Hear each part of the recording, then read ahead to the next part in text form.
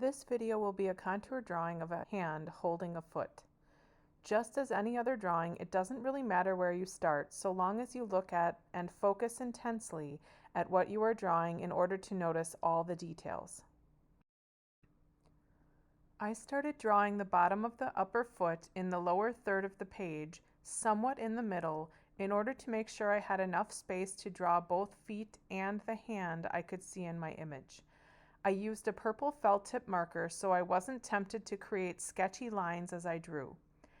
As I drew the foot, notice that I was careful to mimic the angles I was seeing in the reference image. I really went slow in order to capture each angle of each toe and the toenails as I drew. I also occasionally picked up the marker so it didn't leave puddles on the drawing as I thought about the next move I would make.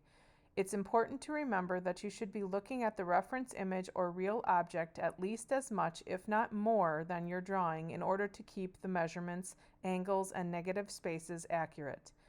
You should be comparing where the object you are looking at is on the page it's printed on or the screen you are looking at, and then recreate that same direction and space on the paper you have in front of you. Some of the skipping around that happened in the toenails and fingers occurred because I was trying to create enough space between objects. Being that I have done many contour drawings before, I'm very aware of what I need to do next and can leave spaces as I draw, knowing what I'm planning in my head and translating that onto the paper. However, as a beginning student, you may make mistakes along the way and even have to create several contours to get one good drawing. This is completely normal. I had to do the same thing before I got good at measuring. You should note that as the drawing continued, there were errors where knuckles were too thick or the middle part of the big toe was too thin. I didn't freak out. I just kept drawing, knowing the overall piece would still be okay.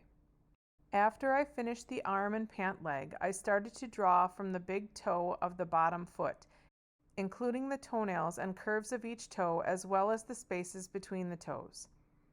The digits of the toes aren't perfect, but when compared to the whole drawing, look decent enough. I was even able to tilt the pinky toenail similar to what I saw in the photo. The one major flaw in this drawing is the heel, because I was making up the information since I couldn't see it in the photo. This is a major mistake beginning art students make.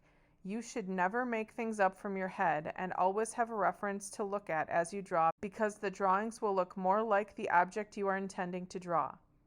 As you get more experience in drawing and painting, it's okay to do this, but the drawing will often look abstract and awkward, which is fine if that's what you're intending to accomplish. For most of the drawings in this class, we will be trying to reproduce what we see, so it's best to be looking at the object or have a printed photo.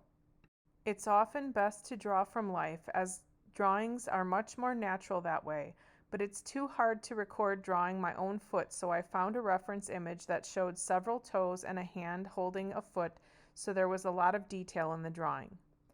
This drawing took me about 8 minutes to complete in order to draw the outlines and inner details of the feet, hand, and clothing I was drawing.